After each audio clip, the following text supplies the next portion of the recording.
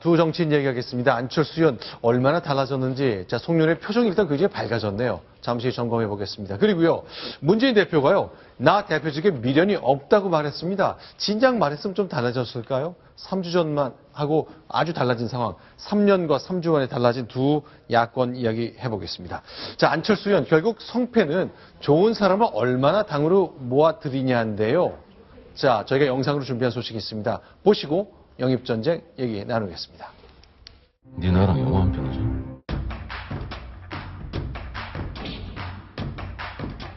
박영선 대표랑 연락은 좀 하고 계시죠? 예. 김한길 대표. 거기 있을 이유가 없어. 그 신당으로도 모시고 온다 이렇게 좀. 당연하죠.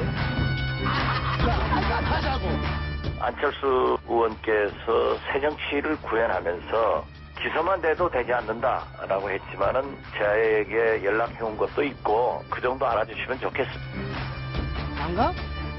김모, 박모 중진들이 거론돼서 시간의 문제지 상당한 규모의 변화가 있을 것으로 예측이 됩니다. 옛날에 대표로 지낸 모 중진으로부터 곧 온다는 말을 전하고 내가 어저께 얘기했잖아. 남경필 원인이 온다고. 아니 근데 그분들이 말씀을 안 하니까. 내가 그냥 한번 판을 흔들리기 위해서 한번 해본 소리야.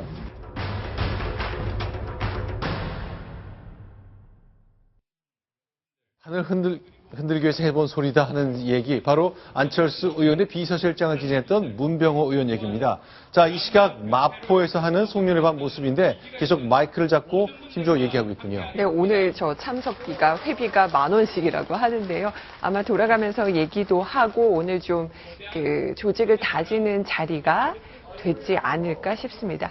전체에 어떤 분들 오셨는지 화면 조금 후에 나오면 좀 설명을 더 드리겠습니다. 네. 자, 그러면요, 여기서 뭐 김모 중진, 박모 중진 그러면서 올 거다 이렇게 얘기하는데 정말로 판을 흔들기 위해서 하는 소리입니까? 아니면 진짜 뭔가 실체가 있는 겁니까? 그 김모, 박모 의원 누굴까요? 기자들이 묻지 않았지만 이미 저희 화면에 보셨습니다. 충분히 추측이 가능하죠. 김한길 전 대표 그리고 박지원 의원을 뭐 거론해서 한 말이다. 네. 정치권에서 딱 저 브리핑을 보고 그 얘기가 나왔었는데요. 네. 김한길 전 대표가 오늘 어떤 한 조간 신문에 뭐 탈당한다는 기사가 나왔는데 일단은 김한길 대표 측의 입장은 네. 일단은 확실하게 다 결정지은 것은 아니고 문재인 대표의 답변을 기다리고 있다 정도로 얘기를 했지만 현재 김한길 전 대표의 어떤 그 입장을 봤을 때 어떤 지금 행동을 봤을 때는 거의 지금 탈당을 위한 명분 쌓기에 들어간 것이 아니냐 이런 것이 대체적인 관측입니다. 자, 오늘 방금 전에 보셨지만 임내현 의원, 광주에서 탈당한 두 번째, 이번 주 들어서만 두 번째 의원입니다. 그런데 호남 홀대론을 강하게 얘기했네요. 아마 지역 정서 그리고 내년 총선 등 다양한 생각을 갖고 한 얘기겠죠. 같이 보겠습니다.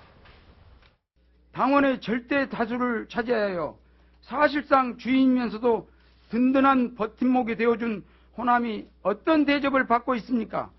지난 대선에서 문재인 후보에 대한 90% 이상의 압도적인 지지를 보냈는데도 선거 패배 후 몇 년이 지났는데도 진정 어린 사과 한 번 없었습니다. 이러한 행태는 호남은 필요할 때만 이용해 먹고 지나고 나면 무시하는 태도를 노골적으로 보인 것입니다. 안철수 신당과 함께하며 정권 교체의 희망의 싹을 틔우겠습니다. 일단 사실 검증도 좀 해야 되겠네요. 실제로 호남을 저렇게 홀대했습니까?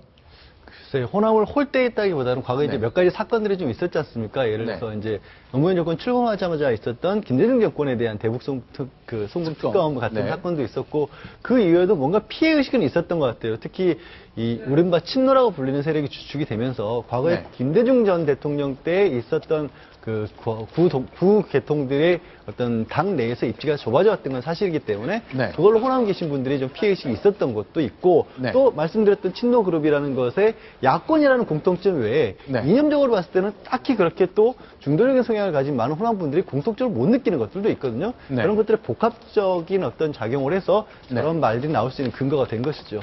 일단 저렇게 호남 홀대의 울분을 토로하는 모습을 봤습니다. 결국 결과로 얘기해야 될 것 같습니다. 선거에서의 승리를 위한 안철수의 변신. 자, 창당하겠다고 이제 두 번 얘기했었는데요. 이남희 차장. 네. 1차 때, 2차 때 그렇게 다른가요? 아무래도 첫 번째 실패가 좀 네. 경험이 됐던 게 아닌가 싶기도 한데요. 초기에 당을 만들려고 했을 때는요. 안철수 의원 안랩 CEO 출신이다 보니까 네. 영수증까지 다 볼 정도로 아주 꼼꼼하게 영수증을 검토를 했고 네. 자기 굉장히 안 의원하면 이제 부자로 유명을 하지만 그렇게 네. 돈은 본인은 안 풀고 자기 돈 쓰면서 안 의원을 도왔던 측근들은 안 의원에 대해서 좀 인색한 것 같다. 그래서 최장익 교수가 원래 그 정책 네트워크 내일의 대표를 맡기도 했었는데 네. 떠난 이유도 그런 좀 대우가 소홀한 게 아니냐라는 해석들이 많았었습니다. 그런데 요즘은 좀 달라졌다는 겁니다. 이동영 차장. 그러니까 2차 창당 이번에는 사무실 임대료까지 냈다? 그렇습니다. 지금 그 측근들과 함께 이 창당 준비를 하기 위해서 사무실도 네. 없고 사람들을 만나고 하고 있는 그런 정치 활동을 하고 있는데 이번에는 과거와 다르게 자기 돈 1억 원가량을 쓰면서 다른 사람들의 손을 빌리지 않았다. 그래서 과거와는 확연하게 달라진 결기가 느껴진다라는 게 주변의 전언입니다. 그런데 이제 창당하는데 자기 돈 1억을 썼다는 게 뉴스가 될 정도로 안철수 대표가 돈을 안 쓰긴 안 썼나 보네요. 그런데 그런 이제 새 정치를 표방했기 때문에 함부로 돈이 많다고 해서 이렇게 뭉텅뭉텅 쓰게 되면 아니 옛날 보수 정치하고 하던 사람이랑 뭐가 달라? 이런 질문을 필연적으로 받게 될 수밖에 없잖아요. 정당을 창당하는 과정에서 네. 일단은 그 기본적인 종자 돈 마중물 정도는 또 정당의 간판이 되는 사람 또 사실상의 당 대표가 되지 않겠습니까? 간판인데 그 부분은 마련을 하는 것으로 보고요. 어차피 그 의원이 교섭단체가 되던 네. 되지 않던 간에 어차피 그 국고보조금 형태로 대금은 지급되기 때문에 빌리는 일단 미리 빌려주는 그 정도의 자금이라고 봅니다. 한 1억이 그렇게 많은 자금이라고는 생각하지 않습니다. 자, 그러니까 본인 명의의 재산일 때 현재는 90억 이상 되고 주식 보유한 것도 이제 평가액이 669억 원. 상당히 많은 자산을 갖고 있는 건데 일단 돈을 좀 써야 되는 것 아니냐. 그래야 사람이 모이지 않느냐라는 현재 정치판의 틀, 문화는 지금 여전히 유효한 것 같네요. 알겠습니다. 자, 그러면 문재인 대표가 그동안 굉장히 당당하게 아주 강한 친노 색채를 드러내는 결정을 지난 1, 2주 사이에 많이 했죠. 그런데 오늘 조금 생각이 달라지는 걸까요? 탈당 러쉬가 이어진 것 때문일까요? 직접 이렇게 얘기했습니다. 확인합니다. 탈당은 대의가 아닙니다. 분열이 승리의 길이 아니라 필패의 길이라는 것을 삼적 동자도 아는 일입니다. 탈당과 분열은 어떤 명분으로든 정당화할 수 없습니다. 혁신을 지키고 통합을 이룰 수 있다면 대표직에 아무 미련이 없습니다. 문 대표가 탈당은 분열이고 필패라고 그랬는데 거기에 대해서 어떻게 생각하십니까? 뭐라고? 나한테 물어봐, 나한테. 자, 문병호 비서실장이었던 분이 뭐라고? 라고 이제 묻는 말까지 들었는데 어쨌건 자, 이거 어떻습니까? 자, 분열은 필패다. 결국 그것 때문에 혁신 전당대회에 해서 문재인 대표도 내려오고 다 같이 한번 전당대회에서 경선을 붙어보자고 했던 말 이제 일단 거절했었잖아요. 많이 상황이 달라지는 겁니까? 아니면 지금 일단 탈당을 좀 막아야 되겠다는 생각이 근데 저는 이 말에 주목을 하고 있어요. 통합을 이루면, 혁신을 지키고 통합을 이룰 수 있다면 대표직 미련이 없다는 건데 통합이라고 여기서 말하는 통합은 안철수, 천정배 모두 함께하는 탈당했던 인사들까지 모두 함께하는 어떤 야권의 통합을 얘기하는 거거든요. 그게 안 되면 대표직에서 못 물러난다는 얘기가 될 수도 있어서 네. 조금은 저는 그렇게 확 달라졌다.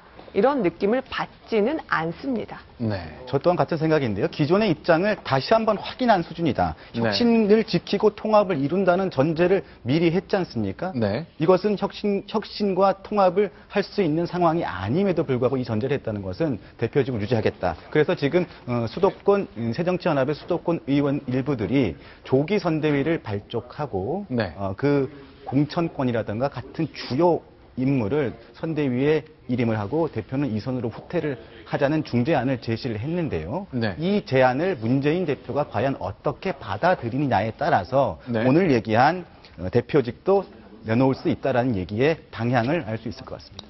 알겠습니다. 야권 이제 연말도 며칠 남지 않았습니다만 국회 사정도 간단치 않은데 야당 내 사정도 많은 변화가 있고 요동치고 있습니다. 점검해 봤습니다. 다음 소식 넘어갑니다. 순위 확인하겠습니다.